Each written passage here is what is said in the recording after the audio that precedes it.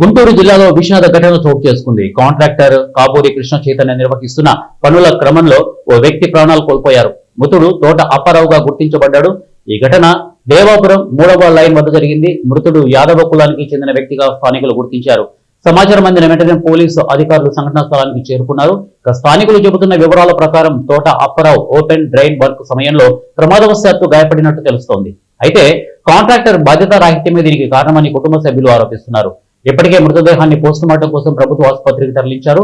ఇక సంబంధిత కేసును నమోదు చేసుకున్న పోలీసులు దర్యాప్తు ప్రారంభించారు. గుంటూరు వెస్ట్ నియోజకవర్గంలోని 34వ డివిజన్ పరిధిలో దేవపురం 4వ లైన్లో పీకల వాగు మీద కల్వర్ట్ కన్స్ట్రక్షన్ అనేది జరుగుతుంది.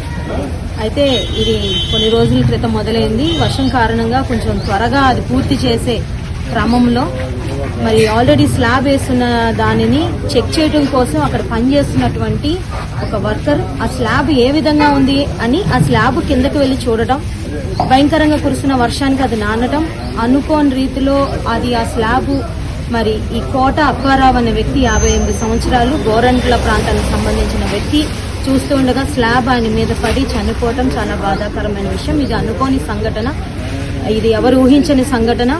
ఆయన మరి వెంటనే రెస్క్యూ చేయటం కోసం చుట్టుపక్కల ఉన్న వాళ్ళంతా వాగులోకి దిగారు. కానీ అప్పటికే ఆయన ప్రాణాలు కోల్పోవటం అది చాలా బాధ కలిగించింది. ఇప్పుడే మరి ఆ కోట అప్పారావు అనే వ్యక్తిని జీజీహెచ్కి తరలించడం జరిగింది.